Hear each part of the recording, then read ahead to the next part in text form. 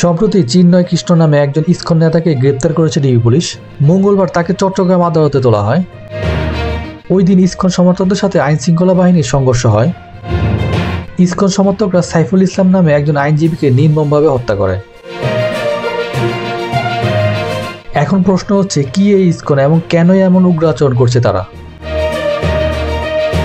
ইসকনের পূর্ণ নাম international society for Krishna consciousness. 1966 সালে নিউ ইয়র্কে যাত্রা শুরু করে। তবে ইসকনের মূল কার্যক্রম পরিচালিত হয় ভারত থেকে।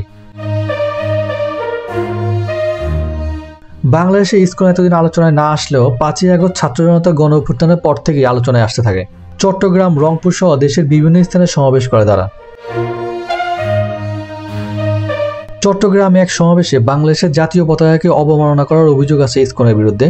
সমাবেশে তারা বিভিন্ন দাবি উপস্থাপন করে।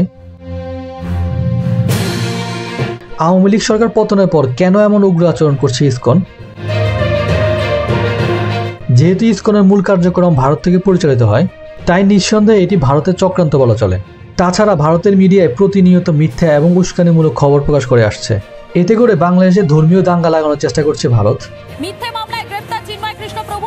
মালয়েশিয়া, আরব আমিরাত সহ পৃথিবীর বিভিন্ন দেশে ইসকনের কার্যক্রম নিষিদ্ধ। আর এবার বাংলাদেশে ইসকন নিষিদ্ধের দাবি উঠছে। ভিউয়ার্স, সম্প্রতি বাংলাদেশে ইসকনের কার্যক্রম নিয়ে আপনার কোনো মতামত থাকলে তা কমেন্ট করে জানান।